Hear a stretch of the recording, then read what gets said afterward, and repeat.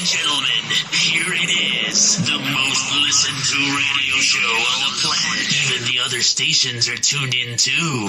Hi, this is Jeff Joyner. You might know me as Coaster Dad or Logan's dad from Coaster Kids. You're listening to the Coaster Challenge Podcast. Hi, I'm Dustin Lystra, and you're listening to the Coaster Challenge Podcast. Hi, I'm Evan Ponstingle, the author of Kings Island, A Ride Through Time. You're listening to the Coaster Challenge Podcast. Hi, I'm John. And I'm Tyler. I'm a Coaster Kids ambassador. And you're listening to the Coaster Challenge Podcast. Do you accept the Coaster Challenge? Yes, I accept the Coaster Challenge. Do you accept the Coaster Challenge? Coaster Challenge Podcast is here. It's time to face your fears. Get that theme park therapy and let us go through Coaster Challenge Podcast is here. Your fear can disappear. We know that theme park therapy can dry up all your tears. Do you accept the Coaster Challenge? Yes, I accept the Coaster Challenge. Do you accept the Coaster Challenge? We accept because you know we're not average. You're listening to the Coaster Challenge Podcast. A journey where people become fearful to fearless, all from riding roller coasters. So please secure your hats and glasses and keep your hands and arms inside the podcast. It's time to accept the Coaster Challenge with your host, Kim Dykes.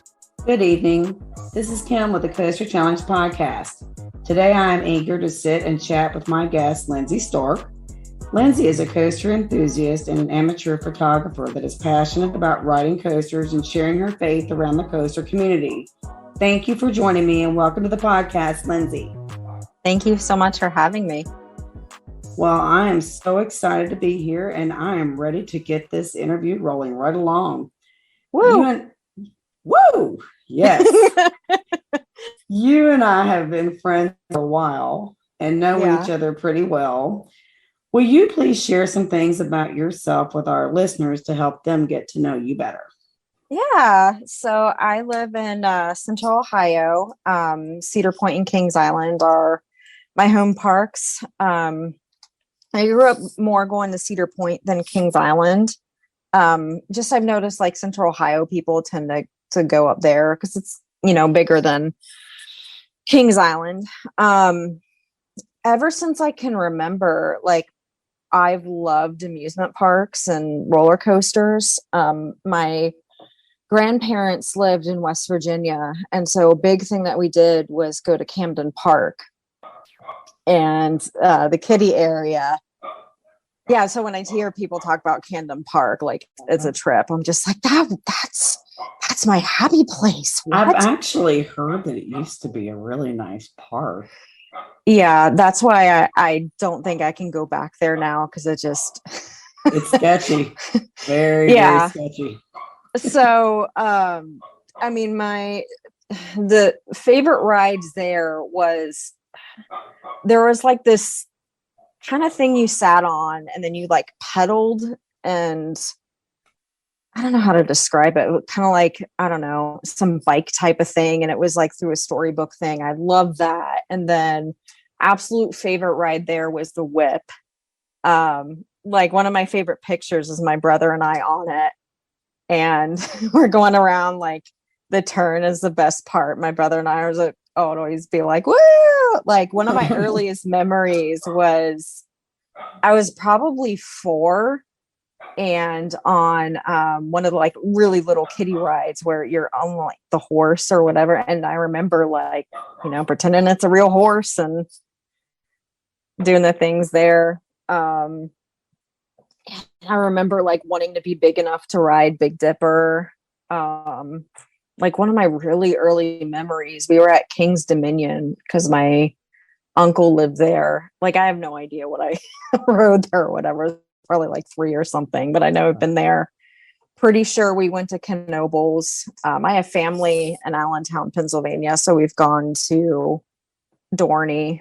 Like I loved watching shows on like Discovery that featured like the like roller coasters and stuff like that. Love that.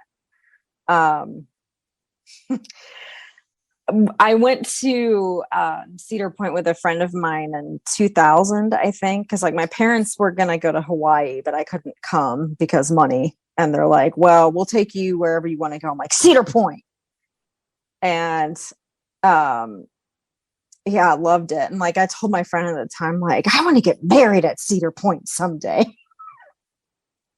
It didn't happen. It would be the storybook.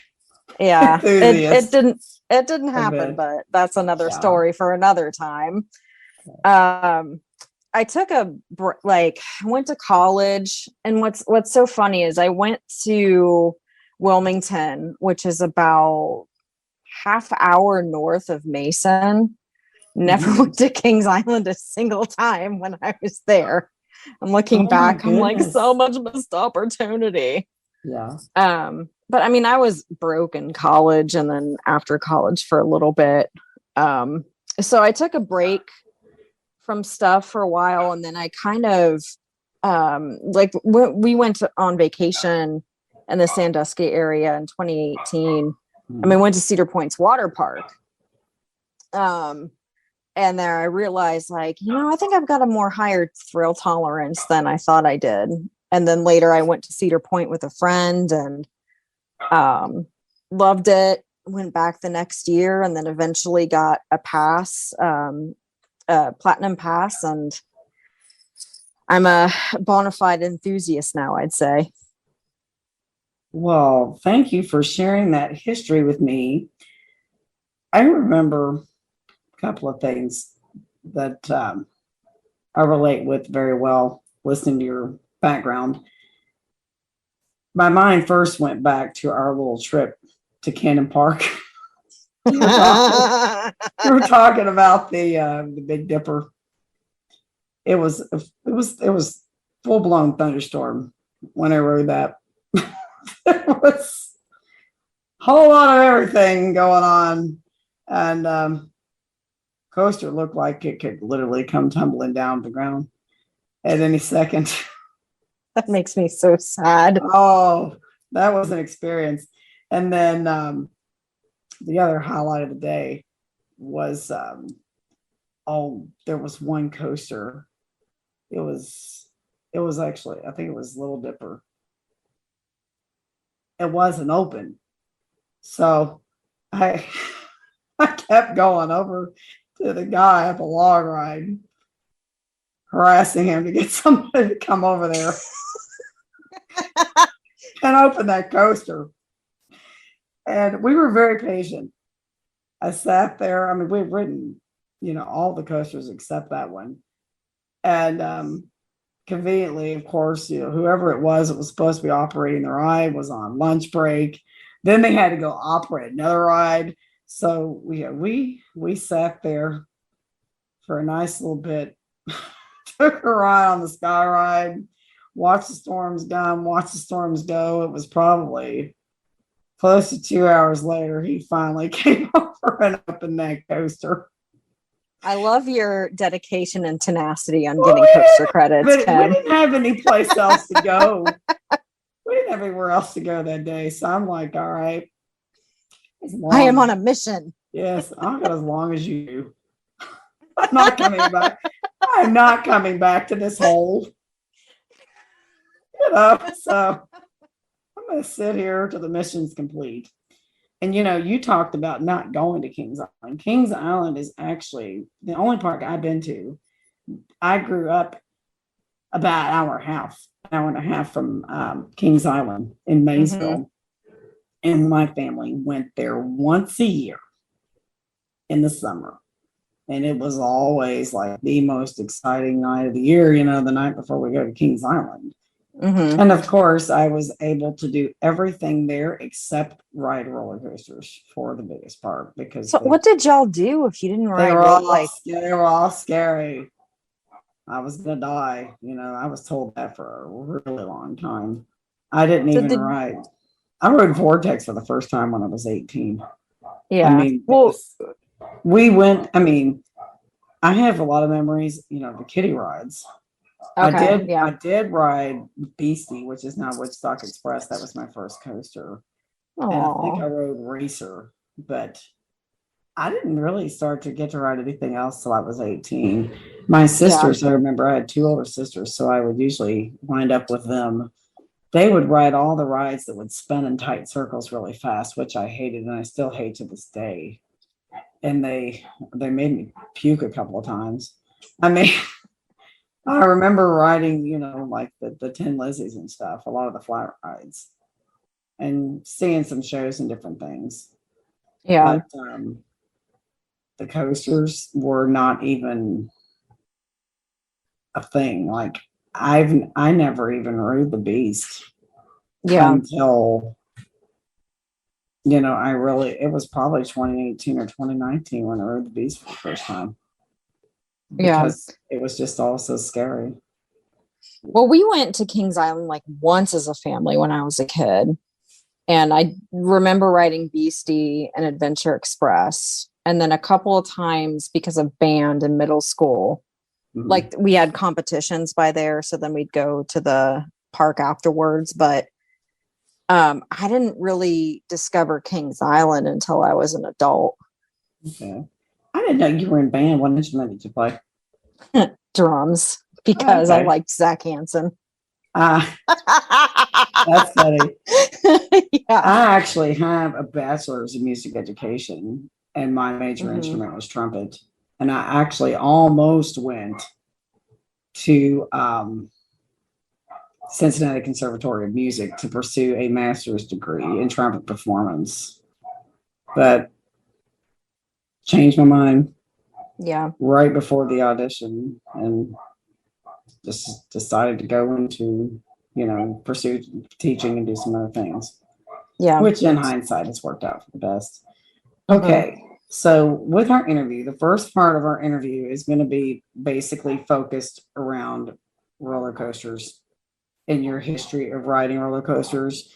And then the second half of the interview is going to be more questions about you specifically that relate to theme parks and coasters, but in a different way. Okay, so our first question is, what is the first coaster that you remember riding? I actually don't know, but my best guess is probably Little Dipper at Camden, because I remember saying to my grandpa, I want to ride Big Dipper, and then I have memories of okay, Little Dipper was a thing that existed. So I must have ridden that. Okay. That makes perfect sense to me. I totally get what you're talking about with the memory thing. I just now wound up counting Green Lantern when I went to Six Flags Great Adventure. I had been to Kentucky Kingdom many, many, many, many, many years ago. Could not for the life of me remember if I rode Chang or not. So as much of a credit chaser as I am, I would not count Chang, even though I probably rode it, because I couldn't remember. Yeah. I had ridden it, so I just wound up counting that one this year. So looking back on your history of riding coasters, I know Little Dipper was your first one. What's the one that has scared you the most? Well, I technically have two. Can I share the story of both of them? Okay. Absolutely. So this first one is really how I became an enthusiast. So the two of them were Steel Vengeance, which is now my favorite coaster, and Top Thrill Dragster, which I was with you and Jay when I rode the first time. I remember that quite well. Yes. I'm sure you do. Yes. So, looking at those coasters, what specifically scared you? Was it just the size and the appearance, or was there more to it? So was Steel Vengeance, shortly, the POV or the announcement came out shortly after I went in 2017, for the first time in 5 years. And I remember watching it and they're like, oh yeah, it's over 200 feet. I'm like, oh, I don't know. And then later I found out how tall Millennium Force was, and I rode that no problem. And I'm like, oh, that's because I didn't know how tall it was. Now I'm scared of it. Yeah, but just how tall and intense. And then Top Thrill Dragster, I went there probably on a youth group trip when the year it opened. I remember because it broke down all the flipping time. Yes. And I'm just like, I'm not even going to waste my time on that. Like, it just breaks down all the time. So literally for 18 years, I did not ride that thing. That still just blows my mind how you did that for 18 years. Well, what's funny is, like, one of the times I went in 2018 with a friend, I was like, you know what? Forget it. I'm going to do it. We went online and then it broke down. Of course. And I'm like, this is what I get when I finally build up my nerve to do it. And then it breaks down on me. So this is the omen. This coaster is not for me. It was waiting for you. Yes. That's really what the story was. Now, with my scariest ones, there are three that come to mind. The first one was the first time we rode Diamondback in 2018. I don't know how my hands ever became detached from the restraint after that ride. I held on so tight.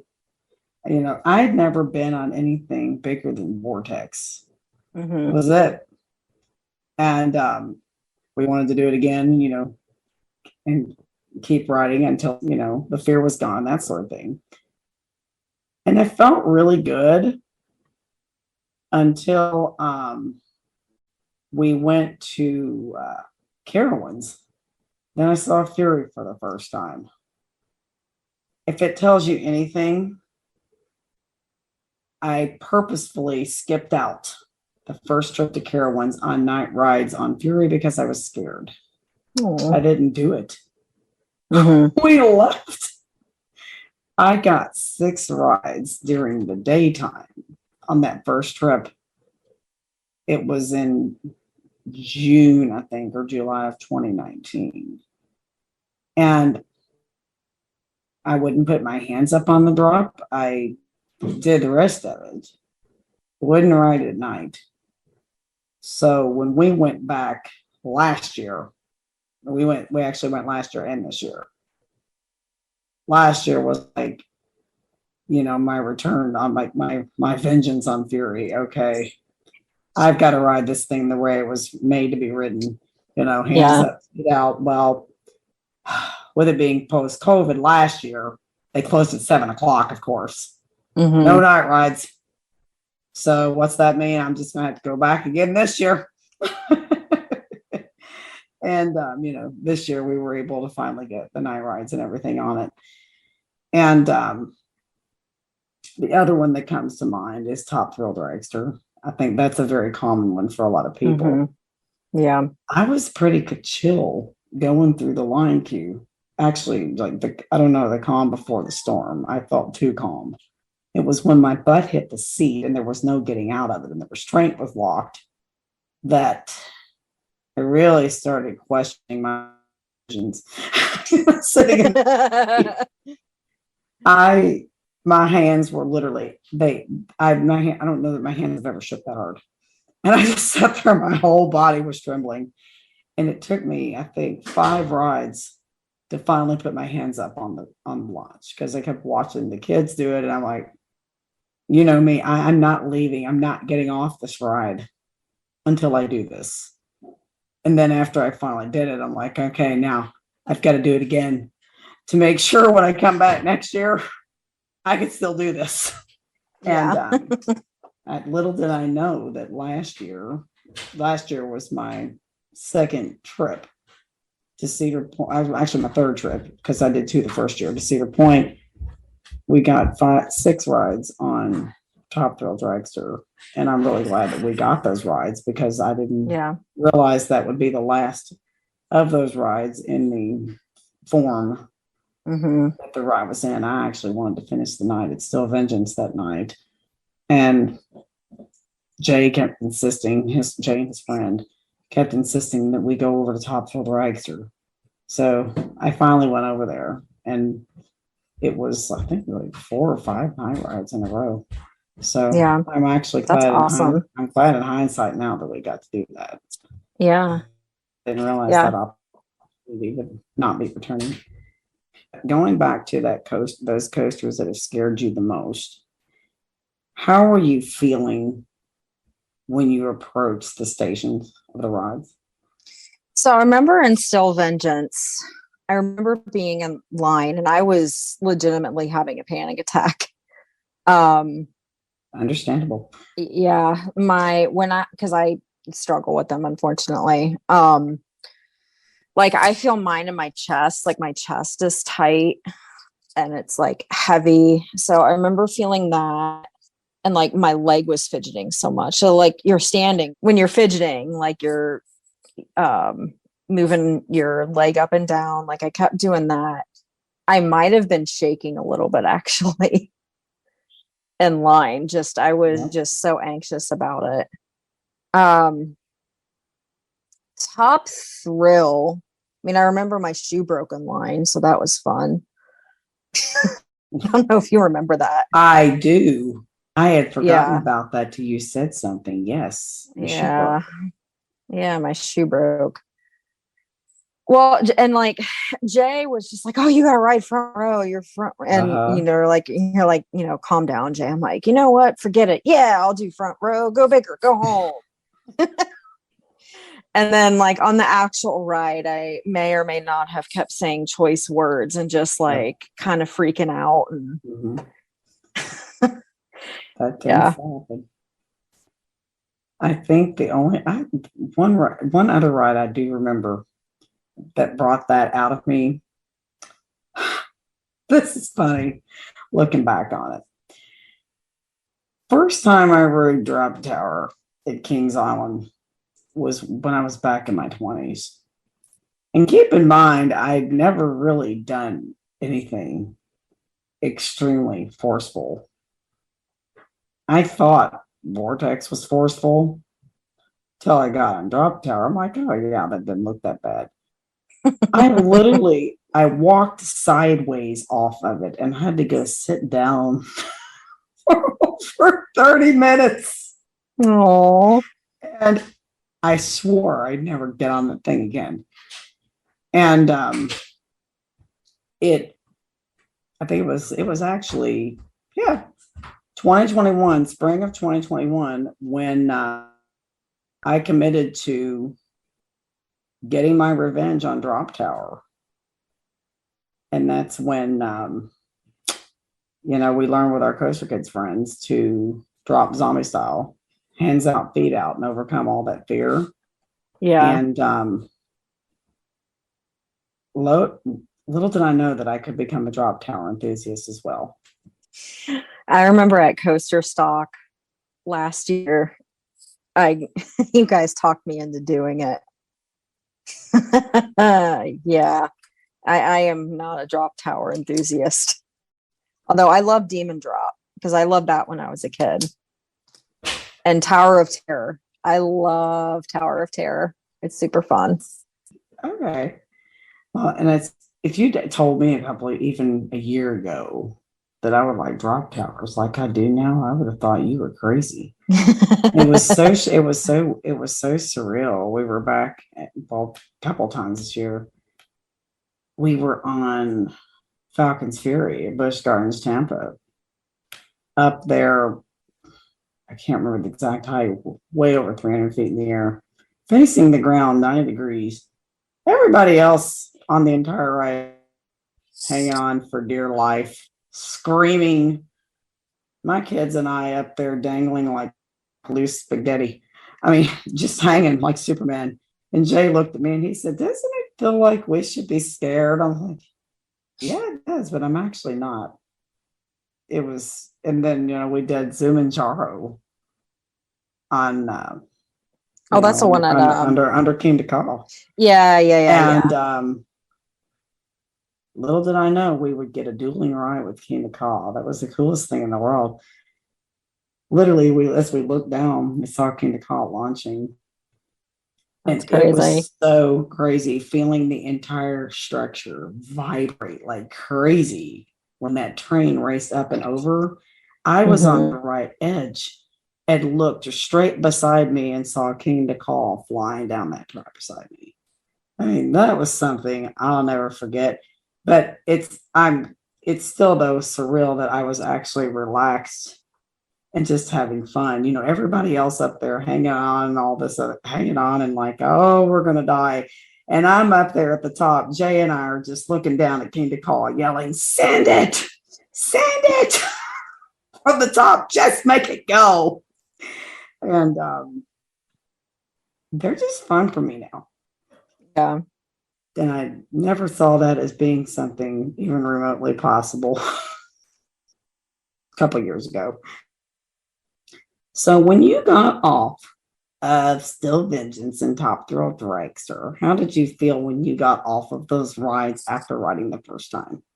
So Still Vengeance, I remember I laughed straight for like 15 seconds. Like when I'm like so full of happiness and joy, like I just laugh. Like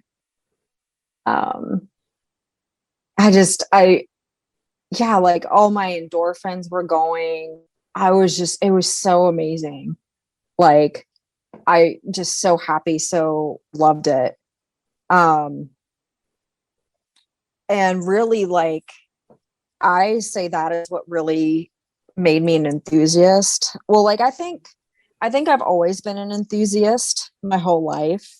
Just didn't realize it. So this just opened the door to something that was already there. Yeah. So Still Vengeance means a lot to me. I realized, it made me realize who I was, like an aspect of who I was. Like I'm brave and I love airtime and adventure. I'm brave and adventurous, and yeah, so it means a lot to me. Eventually I would love to get a tattoo of Steel Vengeance. Not sure when it's going to happen, but there it is. The camera I know. blending. Well, I see. Yeah, there it is. Yeah, there it is. Yeah. No, it just means so much for me because, I went from watching the POV in 2017, like, oh, I don't think I'm gonna ride this, to I did, and it's my favorite coaster now. Like it literally changed my life. Later that year, I went to Kings Island for the first time as an adult. I don't know if you know the YouTube channel In the Loop. They did one where they went to Kings Island. I'm like, you know what? I'm gonna go. And then my mom and I went, which was great. Like that was a really good time of bonding with her, and made me realize like I got my sense of adventure from her.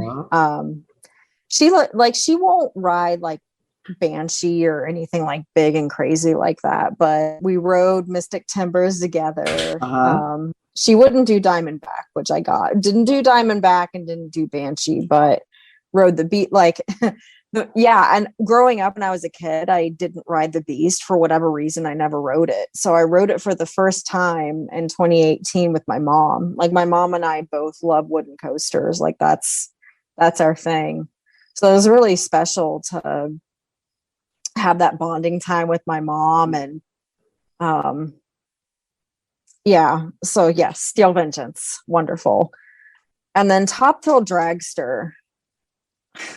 The first part I remember, like, man, that thing was freaking scary. Like that launch and then going up, like that was terrifying. But then coming back down wasn't that bad. And then, I got off and I think I was shaky, but I was like, I rode it. Yes. And then I can't remember where I said to you, like, let's not do that again for a while. Okay. I need a break. Yeah. Well, I remember like, it was okay, but it wasn't my favorite. Yeah. Like, because it was just so short. And then, so I rode it a whole 2 times in its existence. The other time, like, I think I was able to relax and enjoy it more. I mean, it was fun, but I wouldn't wait for more than 15 minutes for it. That makes sense. Just because it's so short, but it is a rush, or it was a rush. Yeah. R.I.P. That's you talking about the speed of the launch. I remember that back in July when we rode King to Call. One of the funniest things that's ever happened to me, just because this has literally never happened to me, with my glasses on, it was blowing my eyelids shut. I'm not kidding you. In the front row with the sunglasses on, it was blowing my eyelids shut. And I was sitting there, couldn't keep my eyes open. That's crazy. I've never had that happen on a ride. And it was another one of those surreal moments on King to Call where, I remember that first ride on Dragster, even the first few rides on Dragster, I was just scared to death. And when we showed up that first night, we were able to ride 6 times in a row. I don't know why. Another person I interviewed, Airtime Mike, said it's the bamboo. The bamboo was calming. I was not remotely afraid of anything at all. I was sitting on that thing, getting ready to launch, probably calmer than I've ever been in my entire life. Just put my hands up and roll with it. And it was just like, wow, how are you able to do this? And really have no fear. Mm-hmm. It's a level of, like you said, I guess, fearlessness and bravery. Thrill tolerance, very high thrill tolerance. Yes, that I never would have imagined myself reaching. Yeah. So after you got off of Still Vengeance and Top Thrill Dragster, thinking back after those first rides, would you say that they've impacted your life? And if so, how? Yeah. I mean, like I said earlier, Still Vengeance is what really, I think, officially made me an enthusiast. Like I got a pass to the Platinum Pass, the Cedar Fair Platinum Pass later that year. And literally, like, I remember I was at Kings Island like every single weekend for a month, like during Haunt. Yeah, like, and with Top Thrill, I'm a lot more fearless now. Well, and to be honest, this podcast has helped me a lot too. Yay. So Windseeker. I have not ridden Windseeker. In fact, I would tell people, if you offered me $20,000 in cash right now to ride Windseeker, I would not ride Windseeker. No. But the past few days, I'm thinking about it, I'm part of my story and just facing fears and then I end up loving it. I'm like, you know what? I need to get over myself. And I just need to ride the daggone thing because I may like it. Windseeker used to scare me. And it is, if you've not been on it, it looks very intimidating. Like, how am I going to stay in that thing?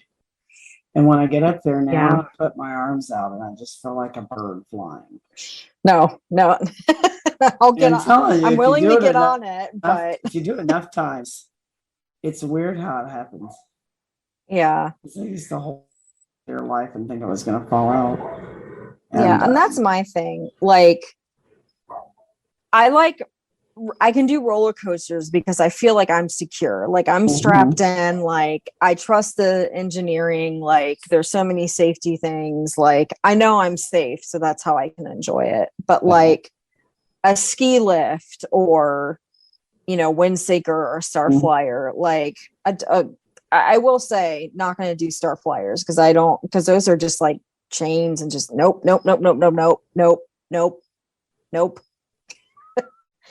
I mean, I have to say the one in Texas, it used to be the world's tallest before they built the one in Orlando, 400 feet tall.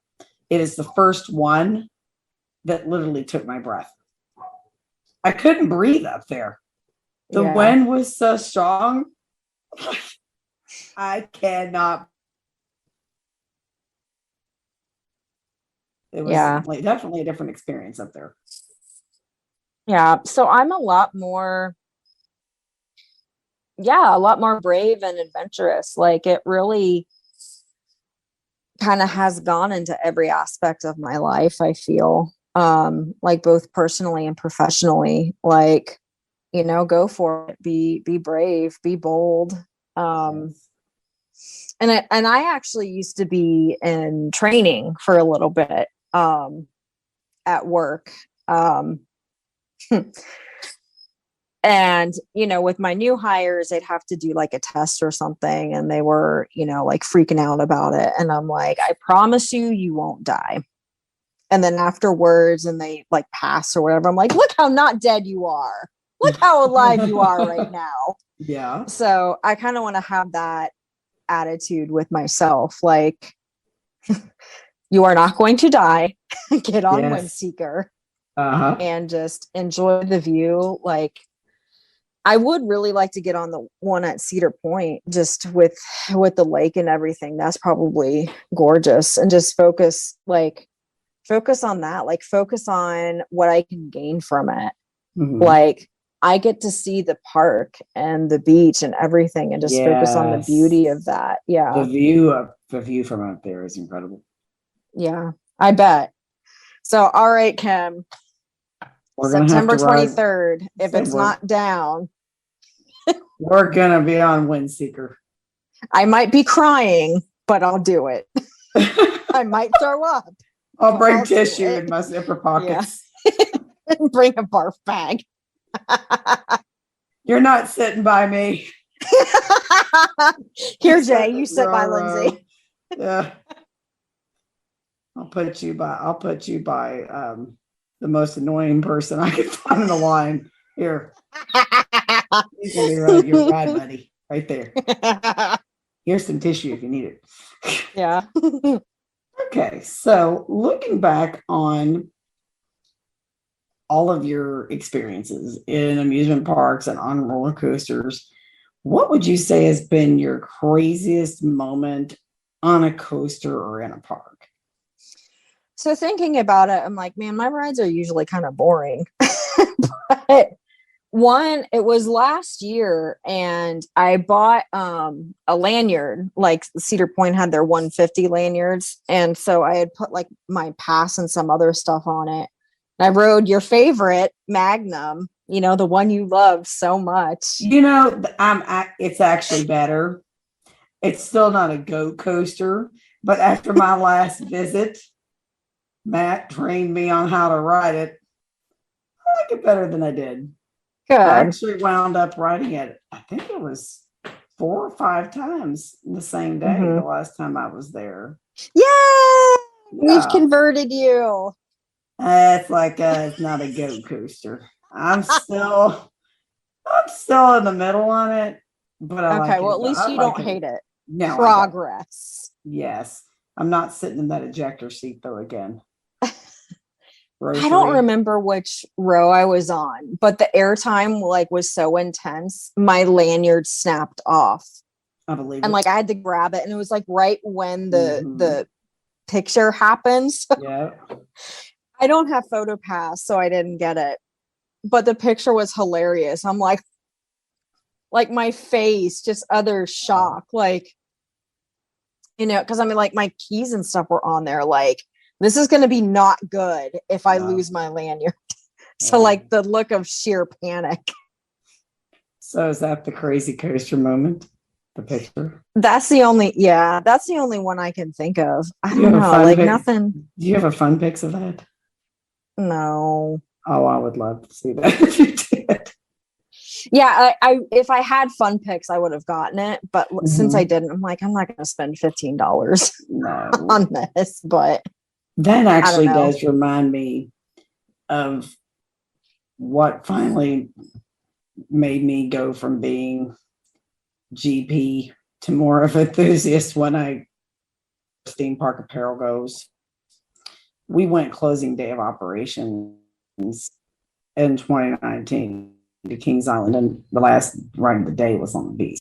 And when we got off the beast, I reached in my pocket and my car key was gone. And I don't have, it's the same car I've got now. It's a push button start, push button. Yeah, that's a bad day. Yeah, you think? I literally just about started to panic because, I mean, the park was going to be closing. I didn't know what to do. And right before they sent the next train, I left the exit and I went running back over there. And I asked the gentleman sitting in my seat to stand up. My key was in the seat under him. After that, no more open pockets. Yep. No. That was a close one. That's the closest call I've ever had. I literally had no idea what I was going to do. Yeah. I didn't find that key. So, yep, zipper pockets and fanny packets there going forward. Yep, all the way. Fanny packs, not fanny packets. Okay, so. Fanny packets. Yeah, fanny packets. Get your brain tired. So, you've already told us that Still Vengeance is your favorite coaster. Of all of the coasters you've ridden, what would you say is your least favorite coaster? Rougarou. Okay. Rougarou. And What I'll tell is- you why. I was going to ask why.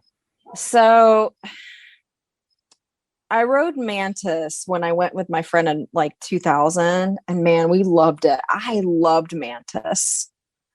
And then, and then when I went back in 2017, like that's, I don't remember what year they switched it, 2014, I guess, but they had switched it over and it looked really cool. And I was just, you can't do everything in a day at Cedar Point usually. No. So I wanted to make sure I got on it. So I have like all these high expectations. It's rough and it's boring. And I was so mad. So mad. I mean, it boxes my ears. Like, so I'm either incredibly uncomfortable riding it because I've got my head like this, or just, it beats me up. But yeah, and like so many people love Vortex. Out of the 3 times I rode that, I had one ride that I enjoyed. Yes.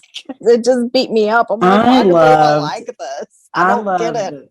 I love the memories of Vortex. And back in the day, I mean, when it was newer, it ran great.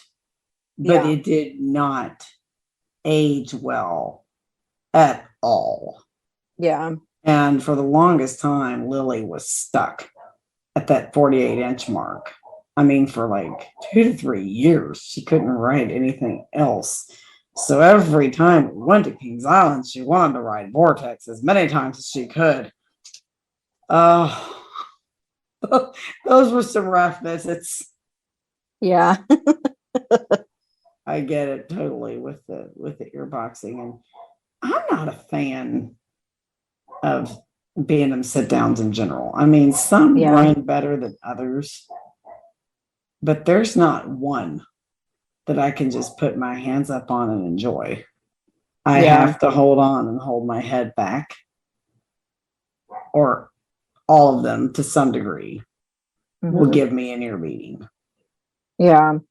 Well, it reminds me of when I went to Dollywood for the first time in 2021, like everybody goes on and on about Tennessee Tornado, how it's like, oh, it's literally the best aero looper.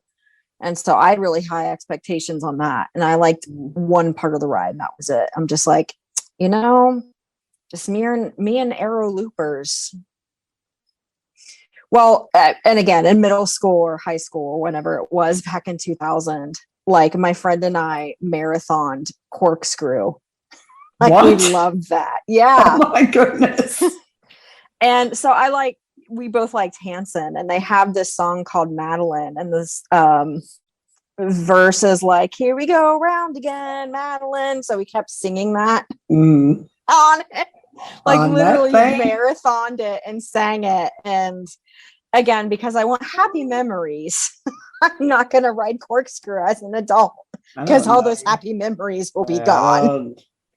Like, I don't know how you have a memory left after writing that thing that many times. Because I was 15. Yeah, I wrote it once for the credit. And I haven't written it since. Yeah. I don't care to write it again. Yeah. Those things are just relentless. I think a lot of it with air loopers too has to do with height. Taller people that have their head out of the restraint, those rides seem to go a lot better for them than it does me. Yeah, I too am vertically challenged. So it's not a good time. No, it's really not. Well, I will say in Mystery Mind, like you and I were talking about that, how you were like, it's kind of, I love Mystery Mind. Mine, not mind. Yes. Mystery Mind. See, my teacher brain rubbed off on you. Yeah, I know. There it is. It's well, it could be the fact that I was at Haunt last night and didn't get home until 3 a.m. That likely would have something to do with it, I'm sure. Yeah. Yeah. Oh my gosh, I love Mystery Mind. But yeah, that one part, that headbanging part, meh. But I keep my head back, but that doesn't bother me. Like, I love Mystery Mind because there's like a lot of thrilling parts to it. And then the theming, like, so it combines both my loves of thrill and theming. So that was really random, but I love Mystery Mind, probably more than most people. So as enthusiasts, we like to travel, to other parks to ride the world's best coasters, that sort of thing. You can't get to experience roller coasters without going places. What are your top 3 bucket list coasters to ride or parks to visit? Yeah, so I really, really want to get on Iron Gwazi because I love me RMC. RMC is my favorite manufacturer. That's the goat coaster. Yep. Yeah. Well, and I want to compare it to Steel Vengeance, like because of sentimental reasons. Yes. Steel Vengeance is always going to be my favorite. Gabby from, I can't remember what her new Instagram name is, but she used to be Lame Coaster Nerd. She changed it to Gabby Gomez. Yeah, Gabby Gomez. Okay. She says El Toro will always be her favorite no matter what. Like, even if there's a better ride. And that's me with Steel Vengeance. Like, it changed my life. So it's always going to be number 1. Yes. But, Gwazi can be number 2. It's okay. I will really want to go to both Busch Garden parks. So before, like, I went back to Cedar Point or whatever, I was really into like YouTube with Disney and amusement parks or theme park stuff, like Coaster Studios and the Loop, Midway Mayhem, Tim Tracker. I love YouTube. Like, that's like all I watch is YouTube and park vlogs. And man, but I have been aching to go to Busch Gardens Williamsburg since like 2015, and I really want to get on Verbolten so bad. Like, that's fun. Yeah, because just because it's so different. And I've never been on the drop thingy that it does. I know, technical term, drop thingy. Yes. Drop track. Yeah. And then Pantheon, I think I'm really going to love Pantheon because, and this is kind of another thing about me, I've noticed I'm kind of the most GP enthusiast. Like, I've heard you say that before. Yeah. I love Valraven. I love Gatekeeper. I love Mystery Mine. It's all great. Yay. So yeah, like I mean, for a minute before I got on Mako the second time, I'm like, I like Icebreaker better than Mako. And you could see, I'm sure you could see my other side of the phone screen. And Jean was like, you're entitled to your own opinion, no matter how wrong it is. Well, I loved it. You were cracking up reading those messages too. Well, I had such low expectations of it. Like, cool story. I went with my friends because we went down there together, and we ran into she must have been an enthusiast, but we rode Mako with her, and had a good conversation and whatever. And she was super sweet, gave us both I forget what they call it down there, but like the time saver thing, like the skip the line. Yeah, the quick queue. Quick queue. Yeah. She gave us, she had 2 of them, and it was good for one. So that's how we were able to ride Mako again. But she was like, don't be too disappointed in Icebreaker.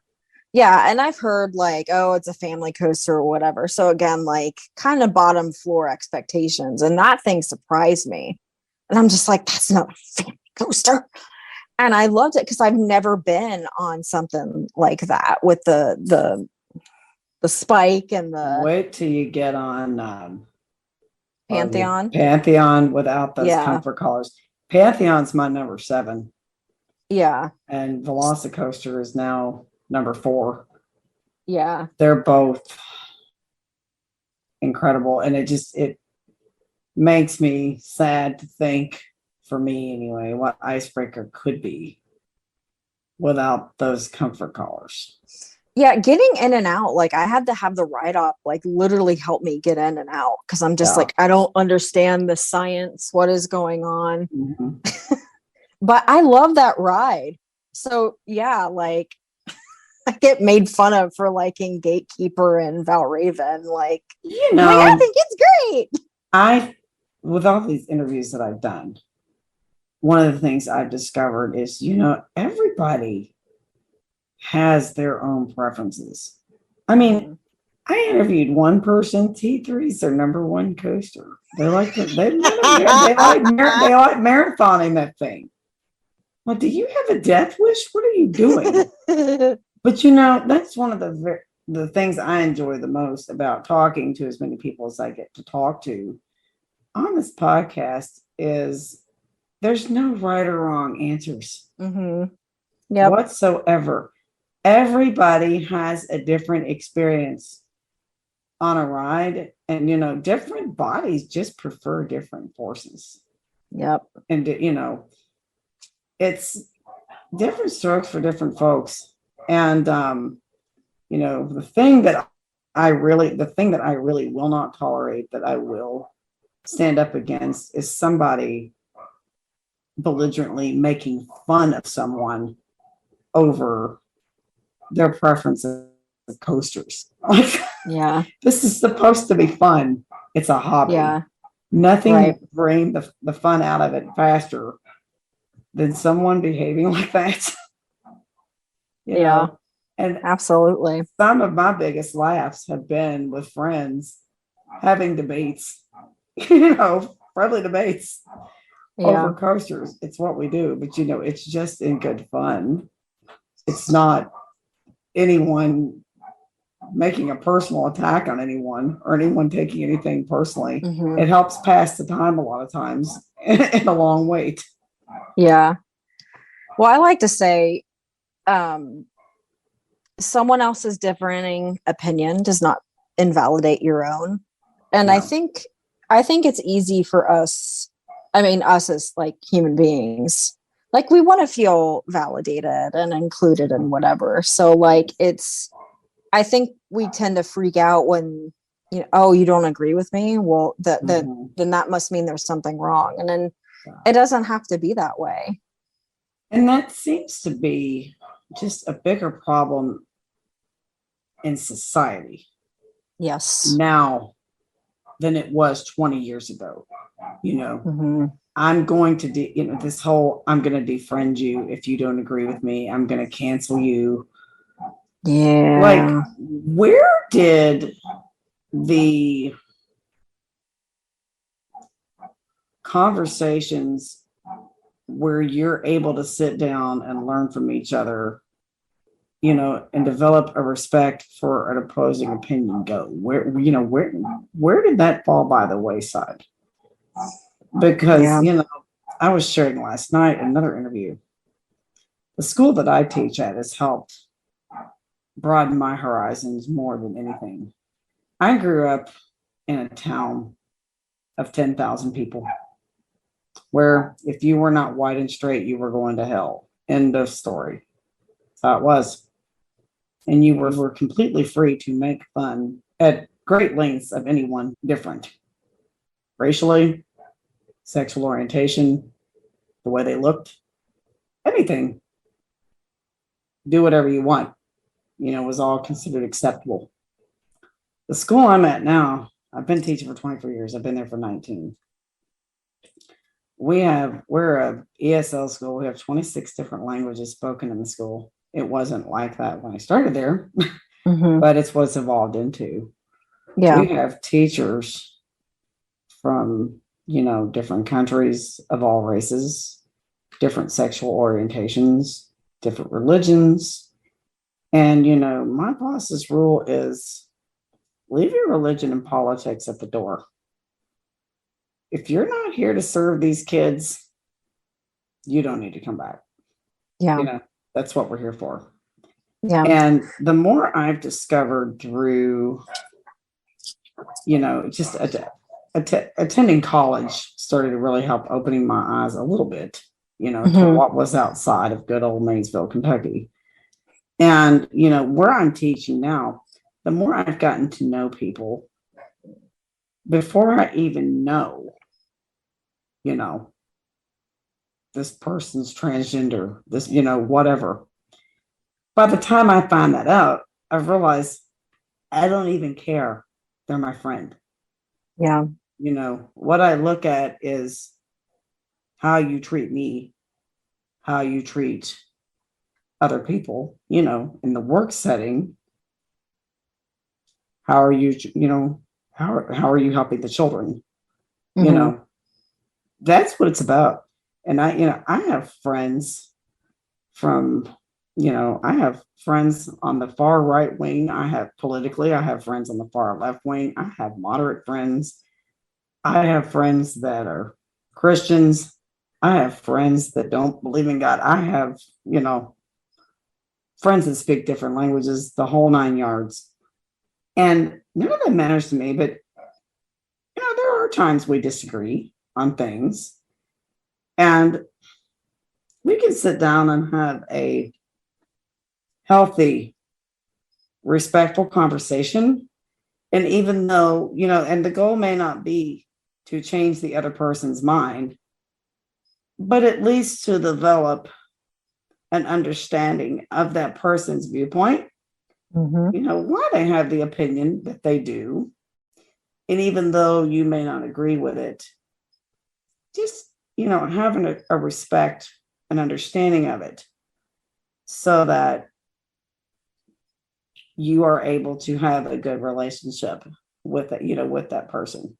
And, of course, we don't discuss those things all the time, but, you focus on the things when you're with your friends that you have in common, but also, there's those opportunities to sit down and learn from each other. And that's something I've just learned to embrace. And I feel like it's just made me a better person all the way around.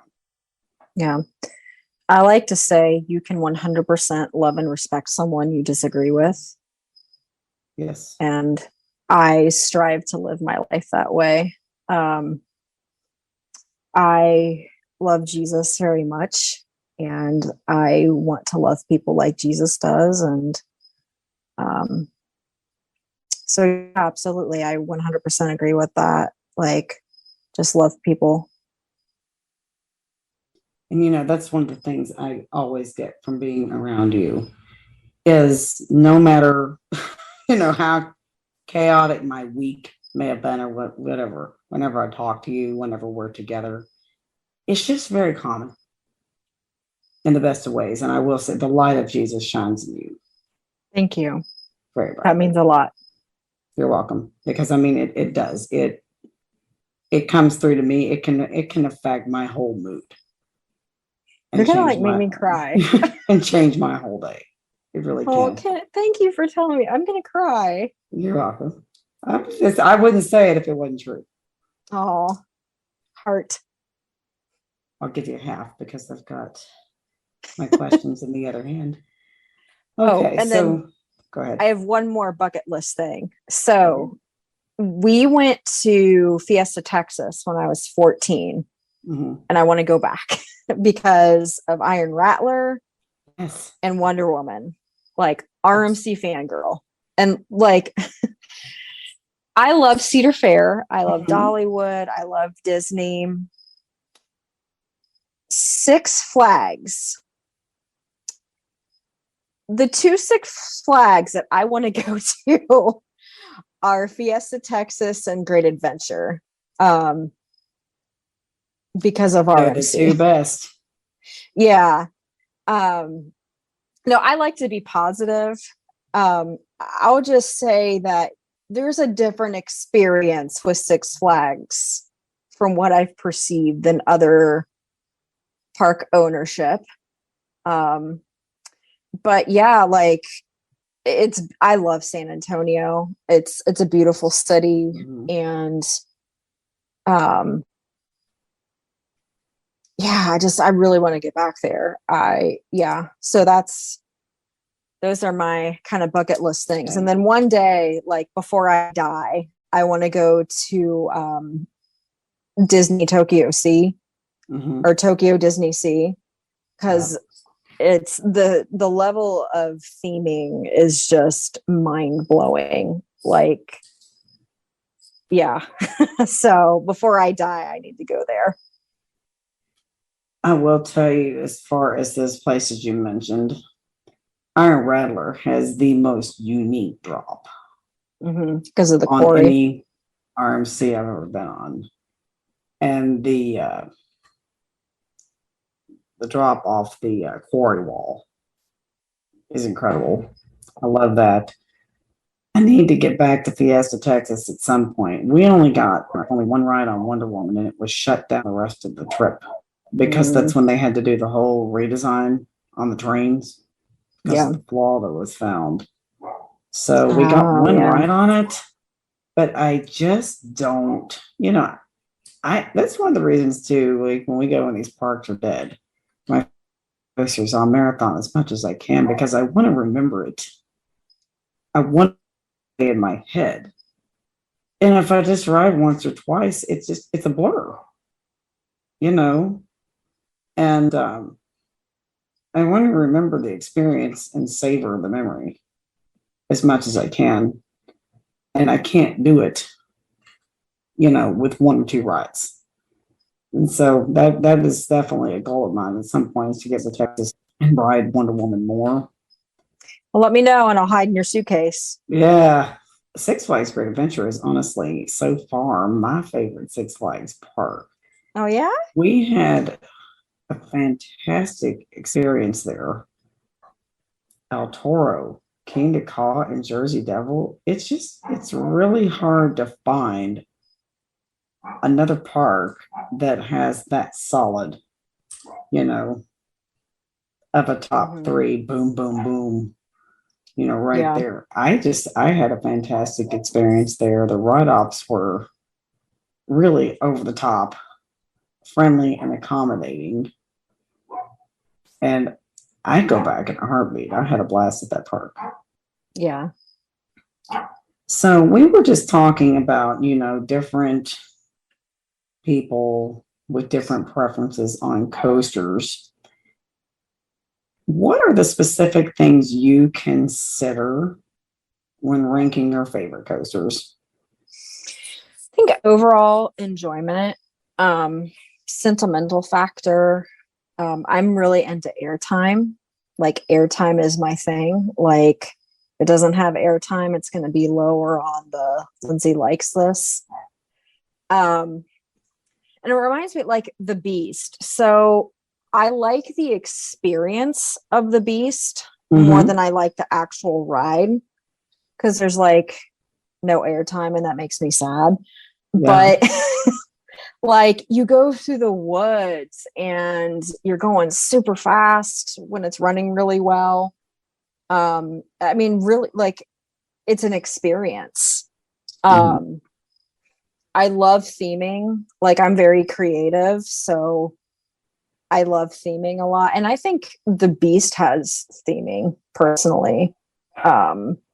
Like, yeah, I feel like you're going through the woods to go to your mine and the beast is chasing you, or you know, like I love the wooden enclosure, like so much. Like it just adds to the experience.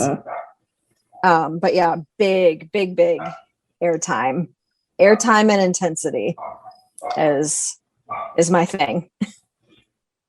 You know, and that I've talked with different people, and you know, some people prefer theming. Other people will say, you know, so like you, their sentimental favorite is always going to be number one, you know, for personal reasons. Mm-hmm. With me, it's just really a few basic things: ride experience, intensity, and that magic word, airtime. Yeah. So, you know, I don't care if there's a drop of theming anywhere. Doesn't matter to me. Yeah. I'm all about for me, I'm all about the ride. You know, my sentimental favorite is Orion, but it's not anywhere near the top of my coaster list, you know, as far as, you know, when I look at intensity, Mm-hmm. you know, and the things I look at that really make a ride.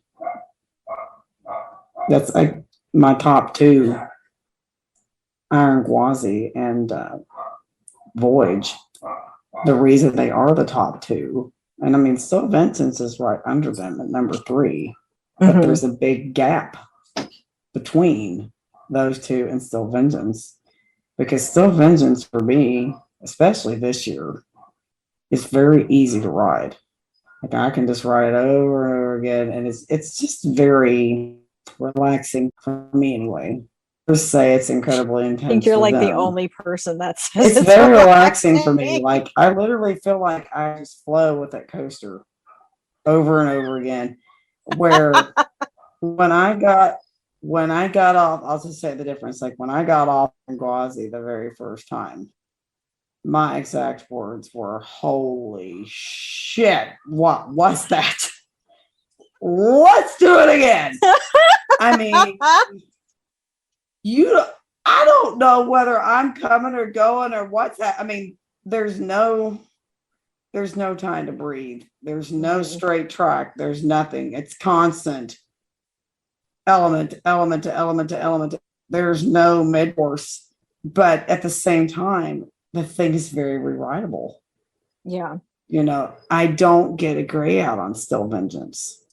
Iron Gwazi, the whole back half of the train, all the way through the Outer Bank turn, my vision's going in and out like crazy. I mean, for me, I call that and Voyage. They're my only out of body experiences. Yeah. And man, you're making me want to hop on a plane and go to Florida like right now. But I've got to get back at some point because I've got to have night rides on Voyage. I mean, not on Voyage, but I need to have night rides on Iron Gwazi because when we went back in the spring, the Saturday we were supposed to get night rides. The weather was a washout 3:00 that day.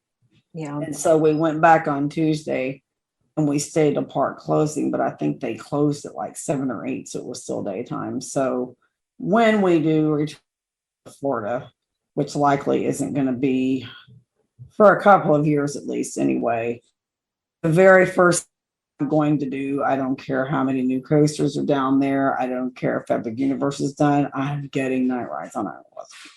Yeah. I really want to go back to Florida like every year, but I don't know if I can do next year.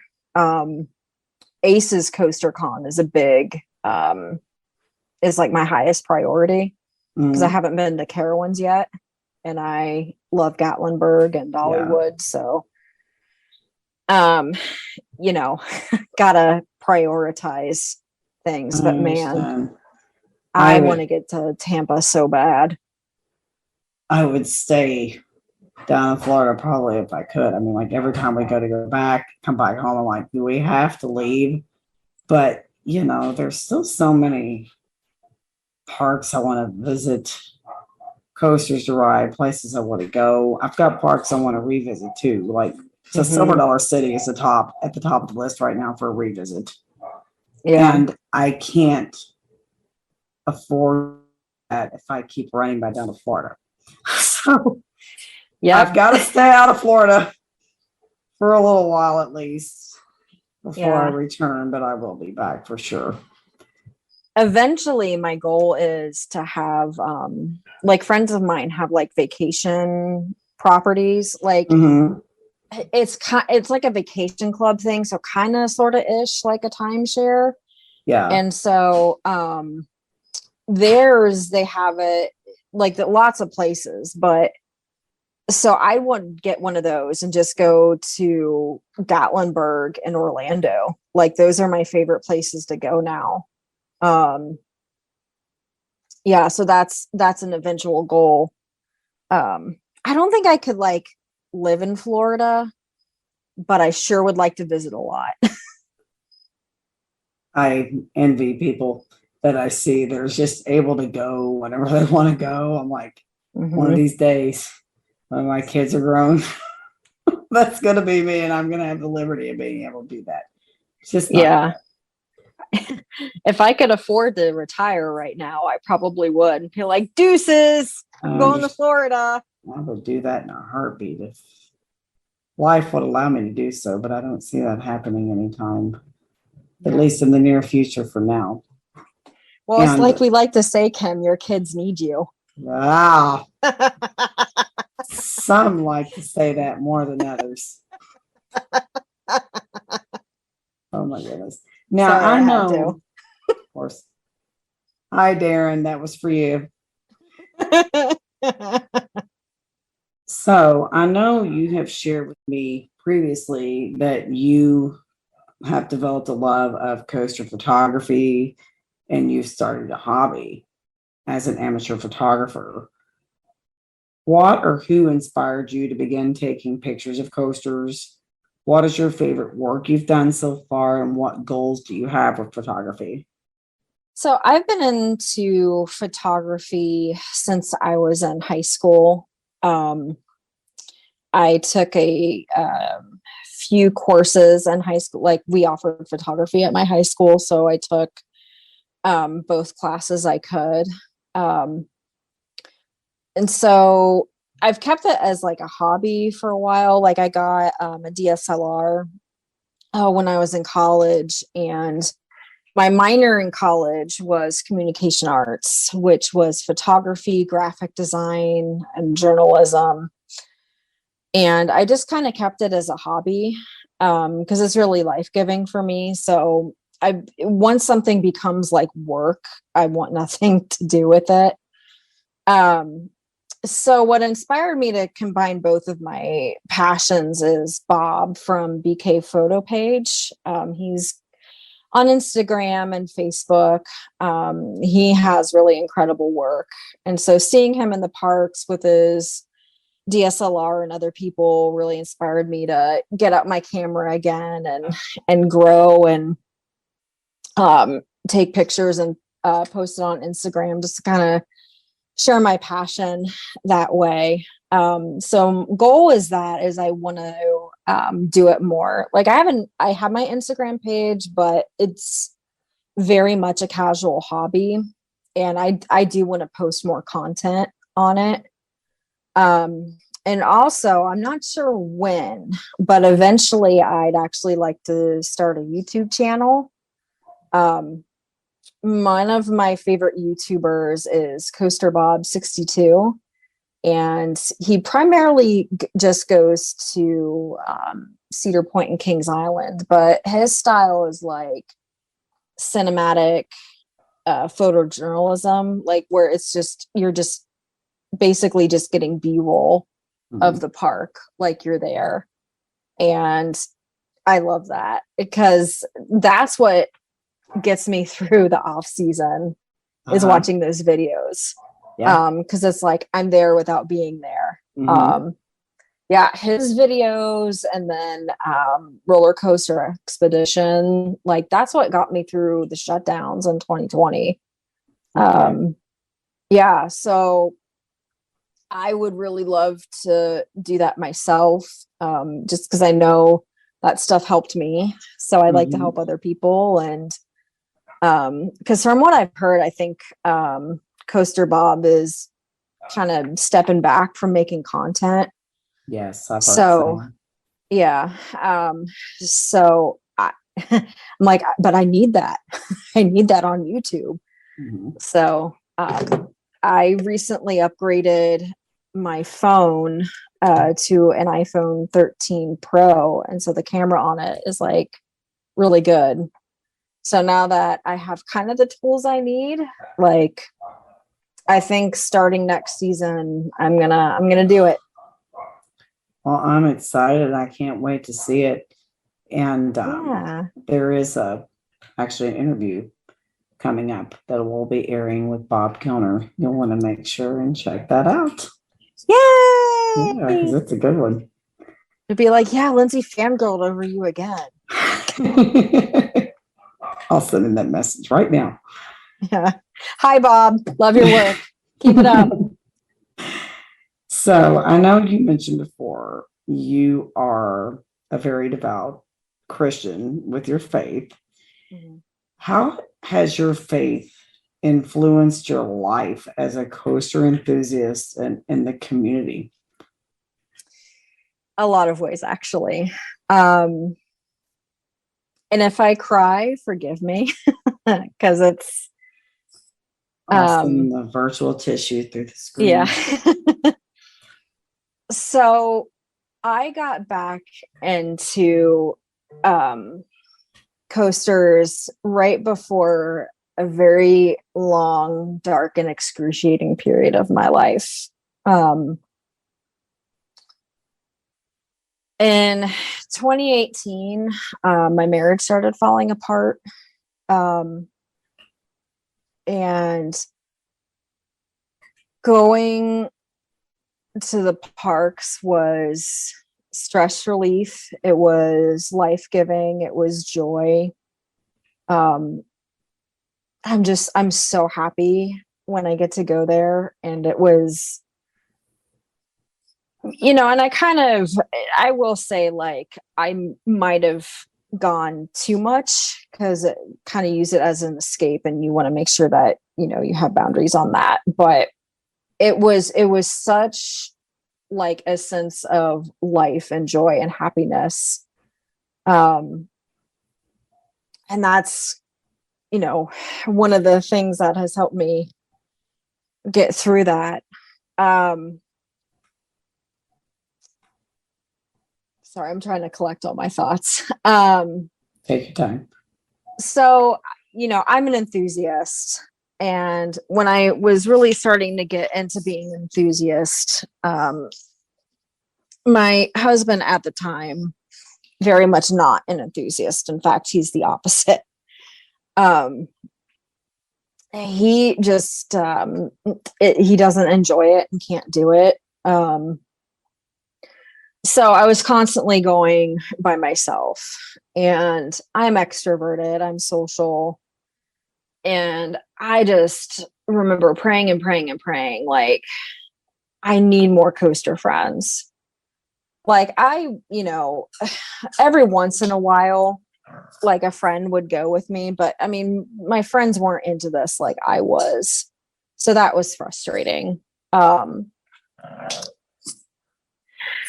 But I met a lot of my friends that I have now, coaster friends, in 2020 through like a fan page meetup. And they've become like really good coaster friends with me. And my friend Callie, she and I are really close.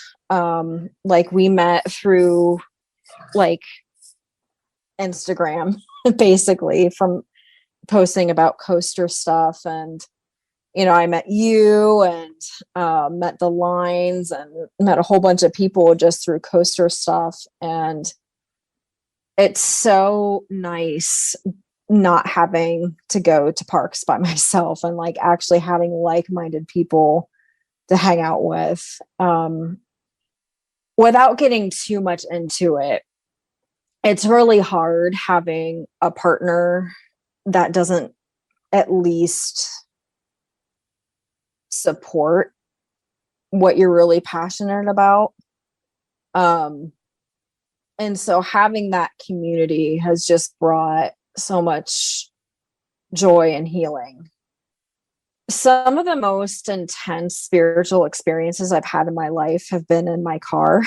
And so I'm an hour and a half away from Kings Island and a little over 2 hours away from Cedar Point. And so, like, some of the most impactful conversations and interactions I've had with God are on the way to the parks. And like, one story in particular, I went to Disney for the first time since I was 10 years old this year. And my friend and I had a breakfast reservation at Ohana, which is like one of the best restaurants on property. And I had a very stressful conversation over the phone before we went up there. And it ruined my mood. I was super upset. I was super stressed. We get there and our table is right by the window. So the view, like, you saw the beautiful pool and Seven Seas Lagoon, and then you could see the park. So like the castle and Space Mountain. And like, we were right there. And in that moment, I felt so seen by God. Like, I went from having this incredibly sad and stressful situation to, I'm at Disney and I'm about to eat some delicious Mickey waffles and look at this beautiful castle. Like, God cares about every single aspect of my life. Like, he even cares about my silly little Disney trip. Like, that's been one of the most impactful moments of my life. And I will say, so going to the parks and stuff was a happy thing going on. So unfortunately, my marriage ended in divorce recently. And part of the things that has helped me in the healing process is having this, being able to go to the amusement parks and be with my friends. Like, it's really important to have something exciting to help you keep going. And what's funny is, so I'm in a Bible study, and one of the things we do in our community is we pray for each other. And I was having someone pray for me, and she kind of got like a visual picture of a roller coaster. And her thing was saying, like, with a wooden roller coaster, you have to do repairs on it or whatever. Like, the wood will rot or whatever. And so, you have to replace those parts and fix things and whatever, but you still don't lose the structure of you. It's just like, you're making it stronger, you're making it better, but it's still like, you still haven't lost your identity or whatever. Like, you're still you. It's just, you're getting stronger and better. She had no idea that I was into roller coasters, and I was wearing my Still Vengeance hoodie at the time. So God really knows me. So just, he cares about every single aspect of our lives. And just being brave and going on these coasters and everything, like, it's helped me to be brave and move forward in my life. When dreams I had and my plans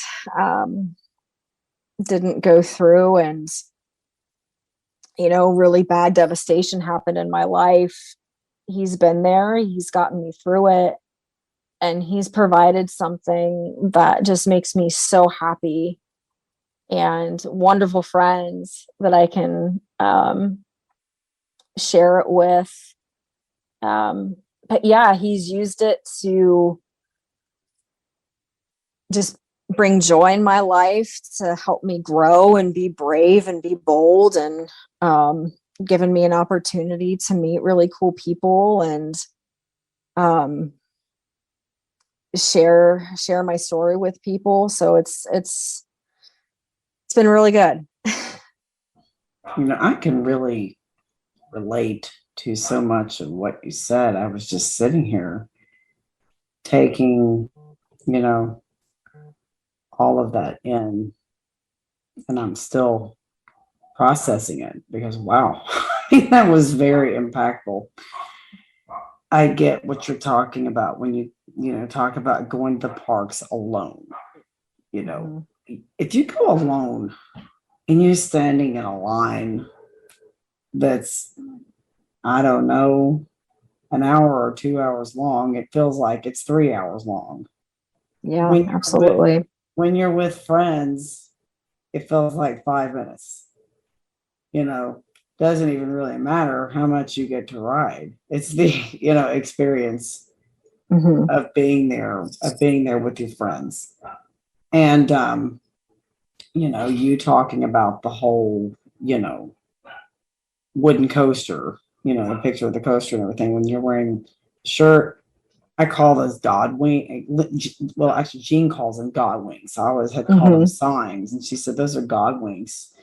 I think back to last October, and I had never, organized a trip flying anywhere before myself. On the magnitude of what we were doing when we went down to the podcast meetup at Islands of Adventure. We were going to Universal and all this stuff. And it happened so fast, the whole planning of that trip and everything, because I wasn't expecting to be going anywhere, out of state in October. It was one of those opportunities that came up rather quickly. I was able to do it. So I figured I may as well go ahead.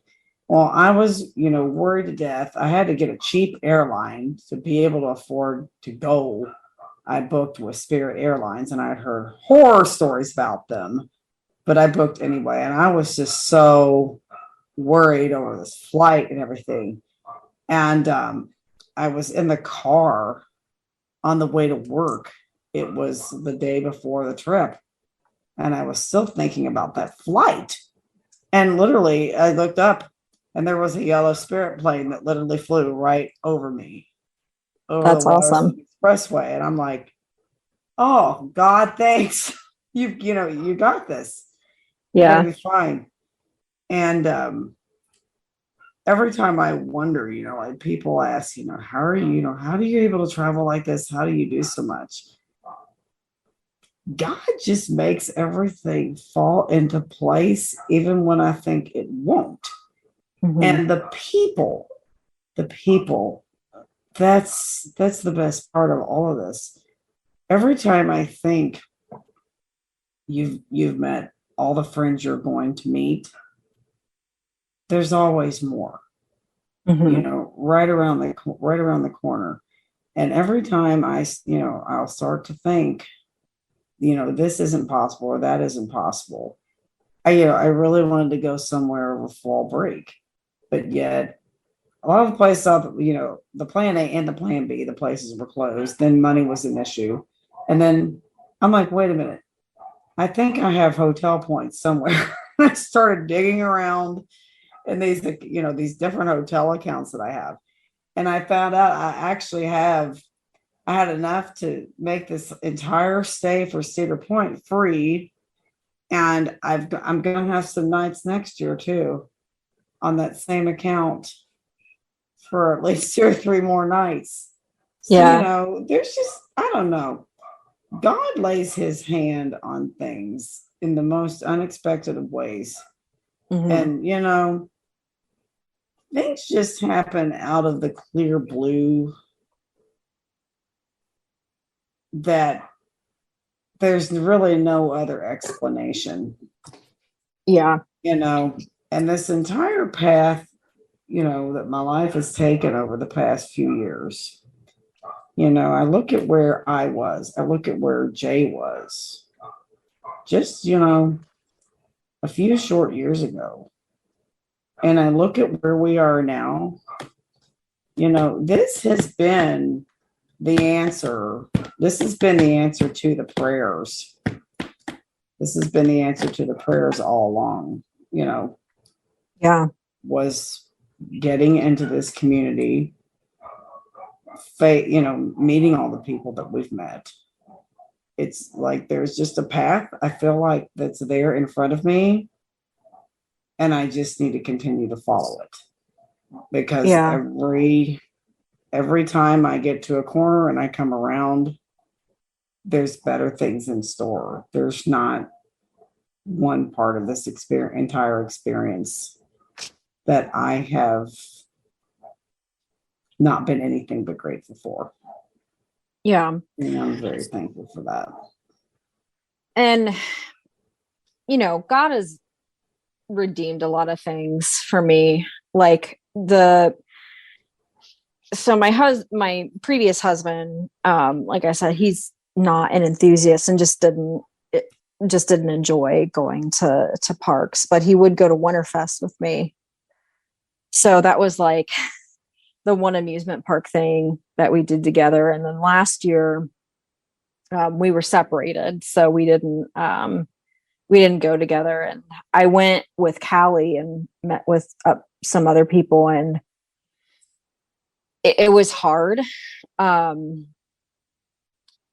But I shared it with people that I really loved and cared about, and still had a really great experience. And, because I have so many friends that, we all go to Kings Island, like, it's still happy memories. It's still redeemed in that way. So yeah, it's just been such a big blessing, like having my friends and then having the parks to just go and like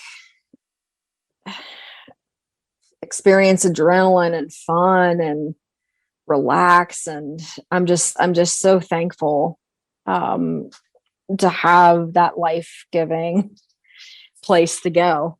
It is therapy, because like when you're on a ride, that's the only thing you're thinking about. You're not thinking about like all the crap that's going on in your life, because you're going 90 miles an hour down a hill. And it's very unexpected the ways that it's impacted other areas of my life. Mm-hmm. I'm in my 24th year of teaching, a time when a lot of teachers are burnt out. They're just trying to survive to retirement. I am better than I've ever been. I'm full of energy. I'm full of life. The kids literally think I walk on air half the time. And I've brought that energy that we have at our meetups, into the classroom.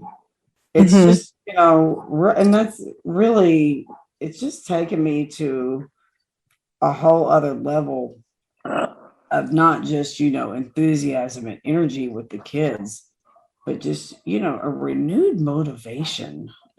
Yeah, absolutely. To not just settle for what I've always done, but dig deeper and do better, and I'm better in year 24 than I've ever been. And, a better parent, just a better, all the way around. And it's because I don't have stress absolutely destroying me without an outlet. Once I'm back to work, there's longer periods, but that's what I do. I kind of look forward, to the next event. We're going to Cedar Point the next number of days. Then after that, I've got our October meetups. After that, we'll have Winterfest to look forward to. And, and in the middle of all that, I'm busy planning away for next year's trips. Yeah. That keeps my mind in a healthy place.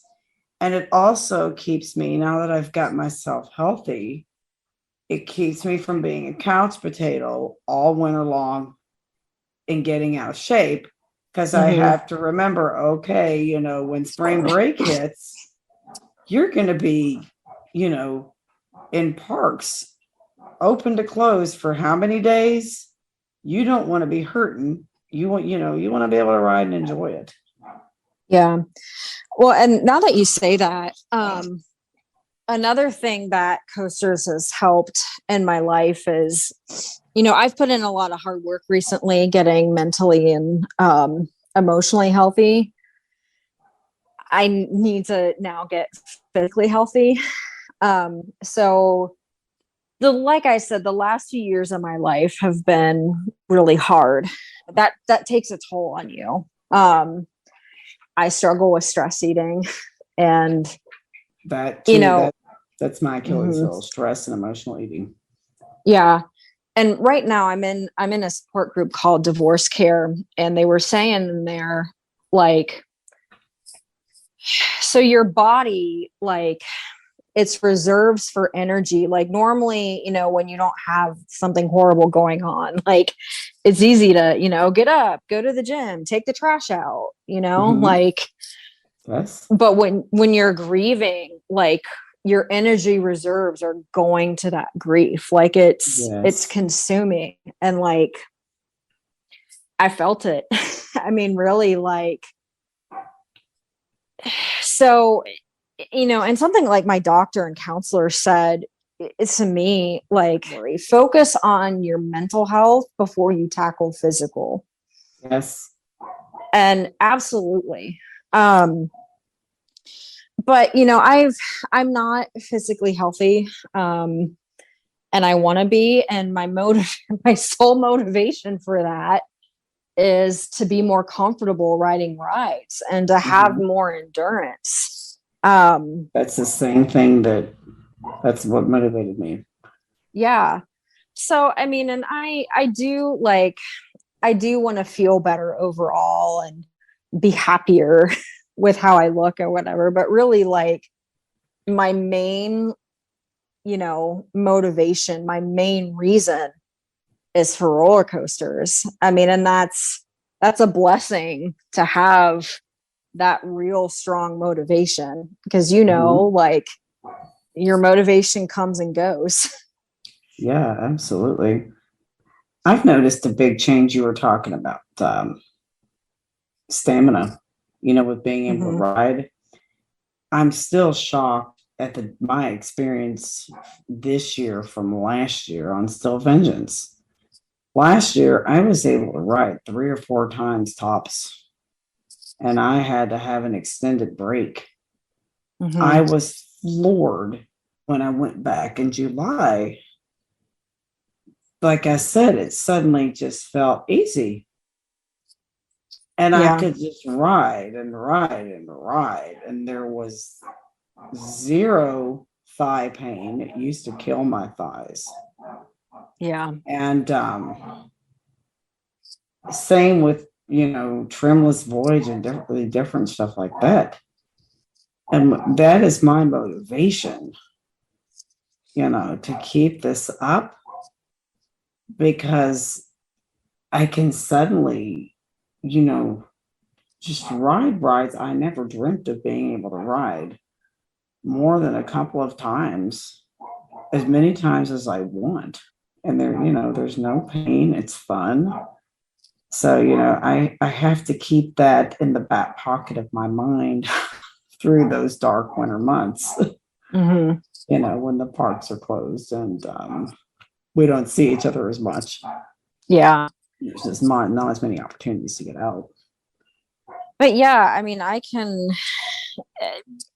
was in Dollywood recently, and there's a lot of hills in the park, and, you know, walking around, like, I had to take a break at one point. I mean, granted, it was also like a bazillion degrees, but I understand.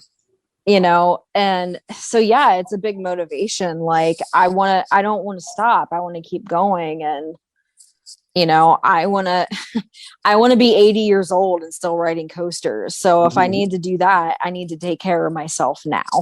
Yes, I remember myself. That was another surreal moment for me this year. Because even last year with the weight coming off, I didn't really start committing to exercise until last November. Mm-hmm. I remember Holiday World, with the big hill and stuff, exiting the park, some of those hills in that park. I remember many, many, many times just literally hobbling through that park, especially at the end of the night. And it's crazy. Now I can just zip and zap and whip around all over that park, open to close, without really any feeling of physical exertion. And that didn't really hit me until I was there this year. And it surprised me because it was such a change. Yeah, that's awesome. But again, my coaster trips and stuff for now have slowed down. And I know the off season's right around the corner. Mm-hmm. So just keeping that feeling in my mind and knowing this is what's in store, when we get here, that's what keeps me motivated and going. Yeah. So we're down to our last couple of questions. Our next question centers around the topic of advice. And I always love asking this question because I never get the same response twice. And the answers are always very diverse. What advice would you give to those that are listening? And I mean, this can be life advice involving roller coasters, facing fear, advice with faith, anything at all that you'd like to offer. Yeah. I love this podcast so much because it's about facing fear and, having facing fear in coasters and how that can go through every aspect of your life. I will say I've had to go through my own personal hell, and it lasted years. And the only reason I am able to get up every day is because of Jesus. Even through the darkest moments of my life, he was there. He got me through it. Psalm 23 is really important verse or Psalm chapter, whatever, in the Bible to me. Specifically, even though I walk through the valley of the shadow of death, I will fear no evil, for you are with me. Your rod and your staff, they comfort me. And that has played out so strongly in my life.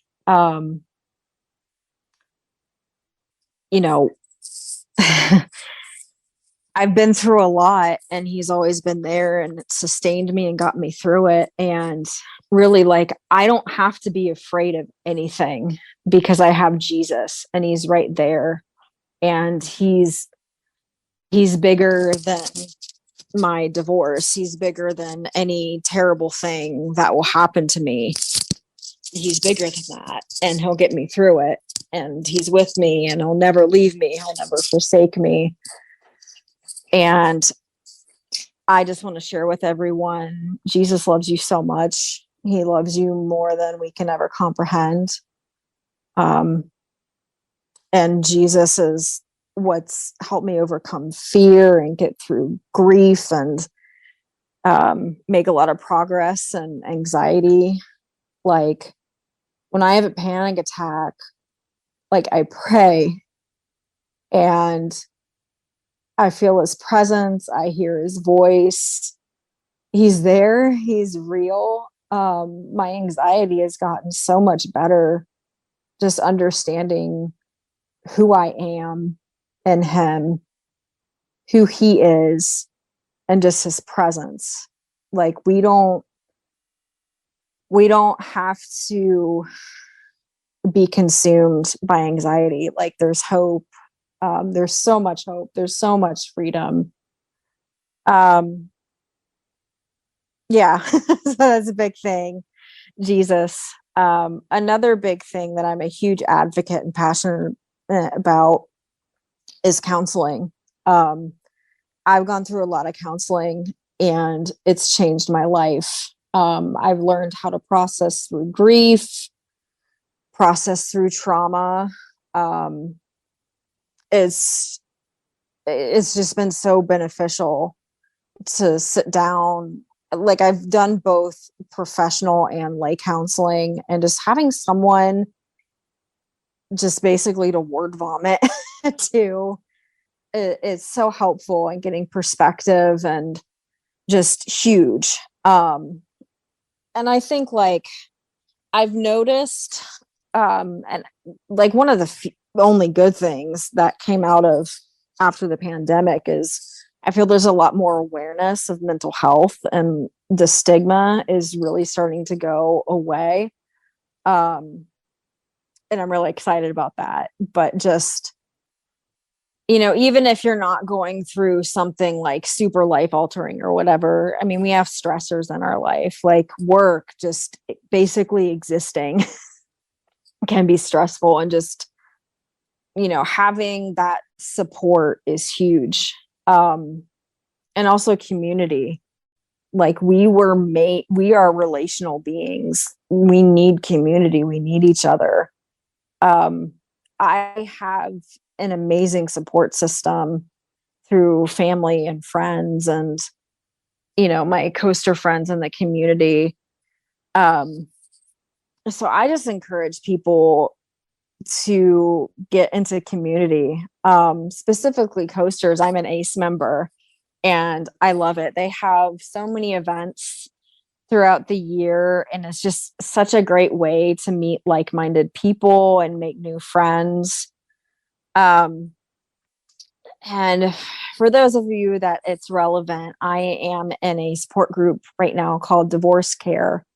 It's like a support group / class. It's 13 weeks long. But it's been so beneficial in my healing journey from divorce. And that's community, and being around people who are going through the same thing as you is just, it's so healing. It's been such a blessing. And then kind of what you were talking about, what's helped you, with the stress relief, you're like, yeah, I'm a better parent. I'm a better teacher. And self-care is huge. Like we really need to have things that give us joy, that give us life. When you take care of yourself properly, you're unstoppable. So I feel like I'm a better human being overall, when I take care of myself, and including that as having hobbies and having things that give me joy and give me life. So yeah, definitely, like I really recommend getting in a coaster club. It's a great opportunity to meet people and go to really cool events, and yeah. I couldn't agree more. Your last statement on self-care, that's something it took me a very long time to figure out. I used to be one of these people that would just stay home and, just clean the house all weekend, every weekend. I found myself living to work, not working to live. And I remember, as a quote I heard back in the movie Ferris Bueller's Day Off, and it's never left me. It's like, life moves pretty fast. If you don't stop and look around once in a while, you could miss it. Yeah. Houses will always be there to clean. The cleaning will always get done. Work That's what the off season's for. Work is always there to do.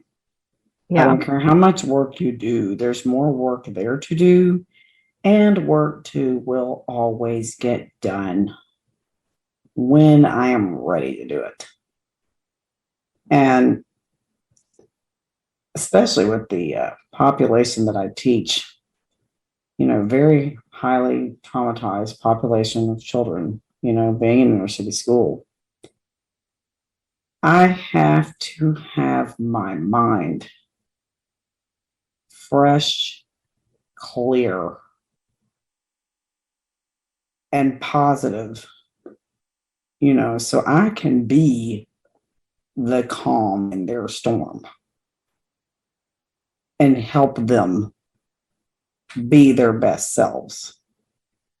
And if I'm a stressed out mess and I'm responding to a highly traumatized 6-year-old that doesn't know how to handle the emotions they're experiencing, if I'm responding to that with the emotions that they're showing me, that's just a lose-lose situation.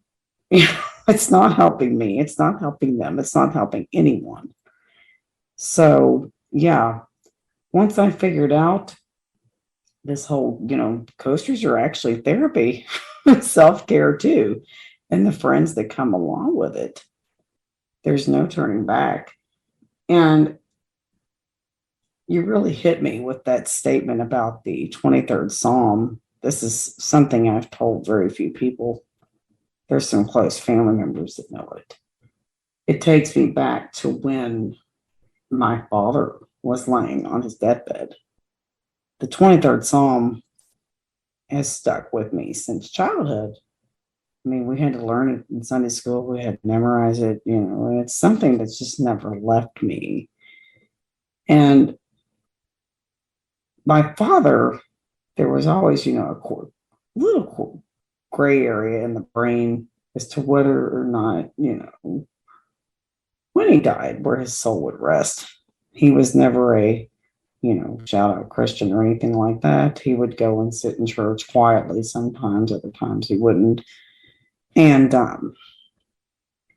when he was in the process of passing, he wasn't able to speak for that entire day. And I got up in his ear, and I held his hand, and I started just saying that I started whispering to him the 23rd Psalm over and over again. And as I was saying it, he took his last breath, and he said, as clear as the nose on my face, everybody could hear it. He said, "Praise the Lord," out loud, and he passed. And we look out the window, and I saw a daggone rainbow. You're making me cry. That's amazing. I'm not kidding you. And in that moment, my son was 3 years old. He was being watched by a family member at my parents' house. And when we got back to the house, before anybody said anything, she said, "He passed away, didn't he? The babysitter." And this is when my son could barely speak a word. Mm-hmm. He had a severe language delay when he was younger. Mm-hmm. We're like, yes, how did you know? Because my son was running all over the house before anyone had said a word. "Papa, go bye-bye in the sky. Papa, go bye-bye in the sky."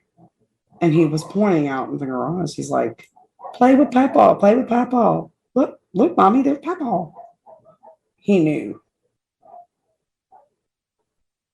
And she knew before anyone told him what happened. So, yeah. For anyone that says there's not a God, I greatly challenge that theory. Yeah.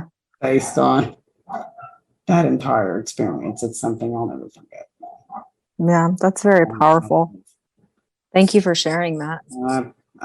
You just inspired me to share it. It's not something I've shared a lot, unless I've had a listening ear, but I thought would really want to hear it and not think I'm crazy, even though I am a little bit when I tell it. All right, so that brings us to our last question. Where can people find you on social media, learn more about you, and connect with you if they'd like to reach out? Yeah, I am on Instagram at Ginger G-Force. Well, thank you so much for taking the time to be my guest on the podcast. I've really enjoyed our conversation and been inspired very deeply. Thank you so much for your time. Thank you so much for having me. I've enjoyed it. If you enjoyed today's episode, be sure to like and subscribe wherever you get your podcasts. And if you want to see more of us, we upload every Friday.